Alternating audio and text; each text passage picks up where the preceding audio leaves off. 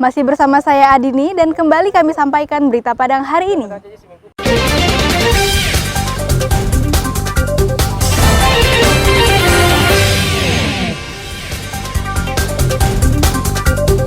Jalan Lingkar Toboh Ampalu, Ambuang Kapua, rusak parah. Warga Air Bangis dipulangkan secara paksa, hingga koruptor jalan tol dieksekusi jaksa, kami sampaikan dalam Padang Sepekan.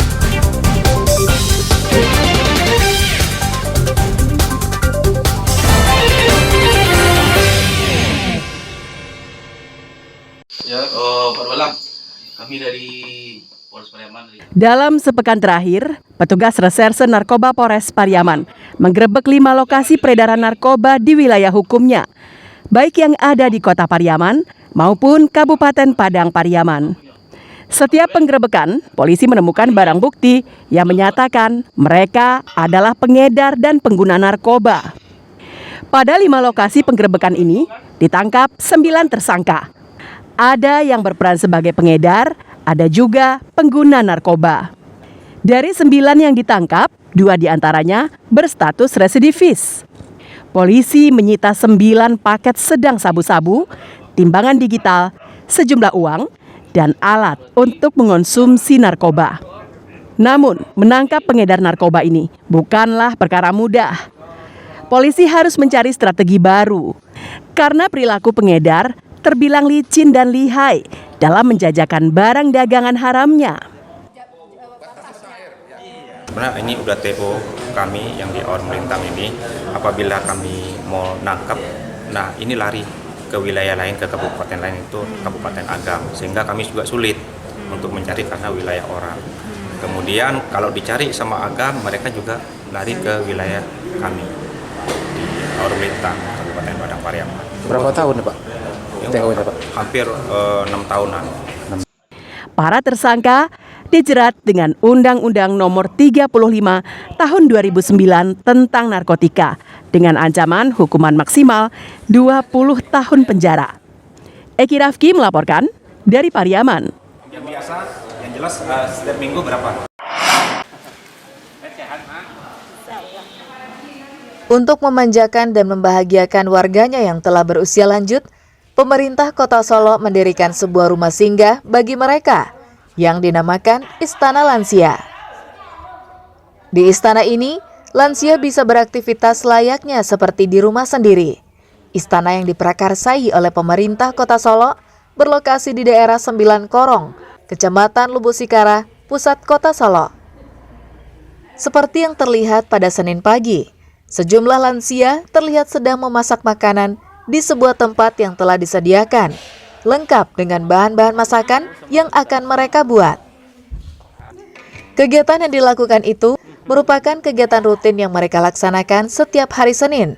Sebelumnya mereka melakukan berbagai kegiatan seperti olahraga pagi, sholat sunnah berjamaah, cek kesehatan, dan berbagai kegiatan lainnya. Mereka sangat senang dengan banyak kegiatan di tempat tersebut. Menurut salah seorang lansia, setiap harinya mereka mendapatkan berbagai kegiatan di istana tersebut. Bahkan ada program tiap tahunnya, yakni bertamasya ke daerah lainnya. Sembahyang duha, sudah itu mengaji. Sudah ngaji itu istirahat ya. Sudah makan zuhur, istirahat. 2:30 baru pulang. Tadi dijemput? Iya, jemput antar. Jemputnya jam berapa? Ya, 2:30. Jemputnya ke rumah? Kalau ke rumah jam 9. Sudah itu kami mengaji lah. Nah, sudah mengaji, beko tu orang lah ngaji-ngaji lo. Kami salat berjamaah lah, zuhur lah. Lah sudah salat berjamaah, beko, kami makan lah. Itu kerja kami. Menurut petugas Dinas Sosial Kota Solo, rumah singgah yang dinamakan Istana Lansia ini bertujuan untuk membahagiakan para orang tua lanjut usia, agar mereka tidak merasa bosan dan jenuh saat sedang sendirian di rumahnya. Saat ini setidaknya ada 10 orang lansia yang tersebar dari berbagai kelurahan yang berada di Istana Lansia ini setiap harinya. Rata-rata mereka yang ada di Istana Lansia ini berumur 70 tahun hingga 80 tahun. Itu pagi-pagi kita jemput sekitar jam 8 ke rumahnya masing-masing di Kota Solo yang tersebar di kelurahan. Kita bawa ke rumah singgah di 9 Korong. Ya memang di sana itu kita sampaikan kepada ibu-ibu dan bapaknya cuma satu, ibunya 9. Ya. Kita di sini Bapak Ibu kita berbahagia semua, bergembira, bersenang-senang. Namun istana ini bukanlah seperti panti jompo. Mereka tak menginap, tapi dijemput pada pagi harinya dengan menggunakan mobil khusus, dan kemudian sore harinya kembali diantarkan ke kediaman mereka. Garnadi melaporkan dari Solo. Dari kantor di Padang.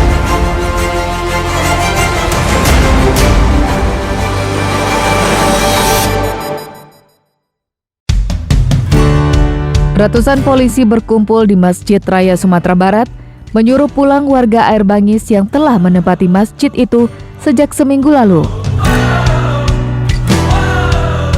Polisi mengajak warga secara persuasif, namun upaya tersebut tak diterima seluruh warga. Sebagian menentang karena masih menunggu kabar dari perwakilan mereka yang sedang berdialog dengan Gubernur Sumatera Barat. Beberapa warga yang berkenan mulai menaiki bus yang telah disiapkan. Namun tanpa diduga, terjadi kericuan antara warga yang didukung mahasiswa dan LSM yang menolak dipulangkan dengan polisi. Mereka pun ditangkap, sedangkan warga yang menolak pulang dipaksa naik ke dalam bus.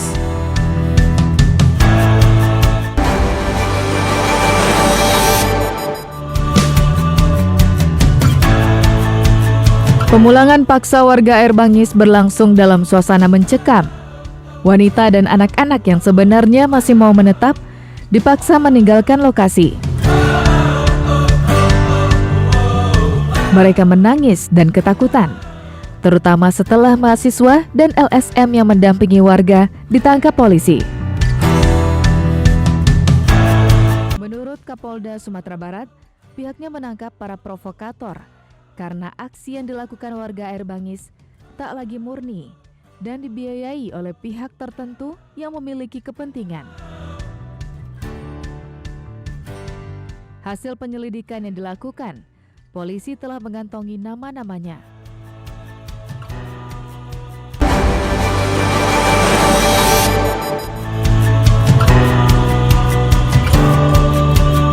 Tujuh dari 10 terpidana kasus ganti rugi tanah jalan tol di Parit Malintang, Kabupaten Padang Pariaman, dieksekusi Kejaksaan Negeri Pariaman.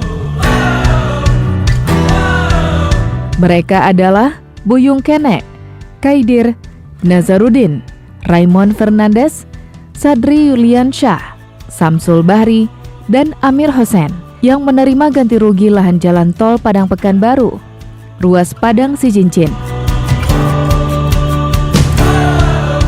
13 orang yang dinyatakan bebas dalam vonis Hakim Tipikor Padang sebelumnya akhirnya kembali dinyatakan bersalah oleh Mahkamah Agung setelah upaya kasasi dilakukan Kejaksaan.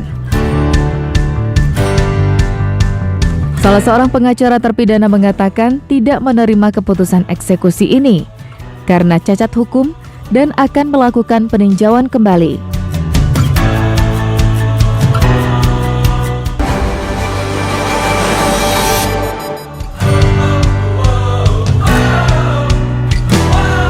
Bupati Pasaman Barat memenuhi panggilan pihak Kejaksaan Tinggi Sumbar yang diperiksa sebagai saksi terkait kasus sewa tanah kas desa atau TKD untuk kebun kelapa sawit di Muara Kiawai, Gunung Tule, Pasaman Barat.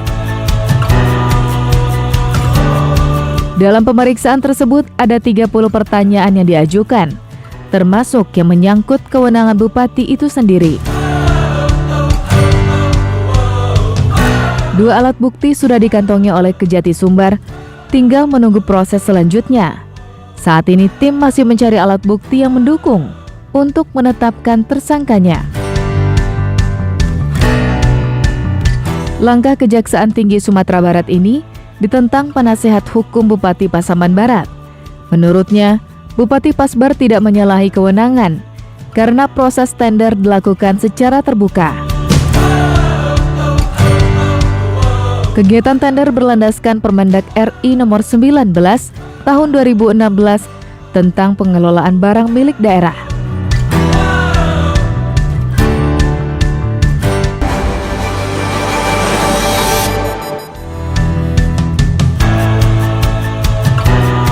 ...45 advokat dari berbagai organisasi memberikan pendampingan hukum ke Mapolda Sumber terhadap 2 anggota LBH Padang yang mendapat tindak kekerasan oleh oknum polisi saat pemulangan ribuan warga air bangis di Masjid Raya Sumbar.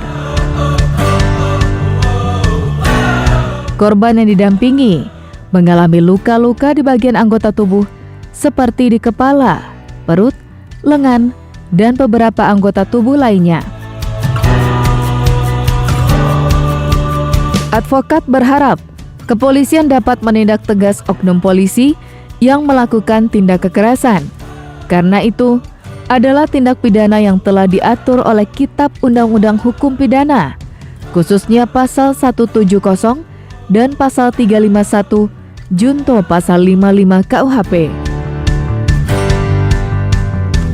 45 advokat tersebut berasal dari DPC Peradi, Peradi SAI, Peradi RBA, PBHI Sumbar, LBH Padang, Rumah Bantuan Hukum, dan lainnya.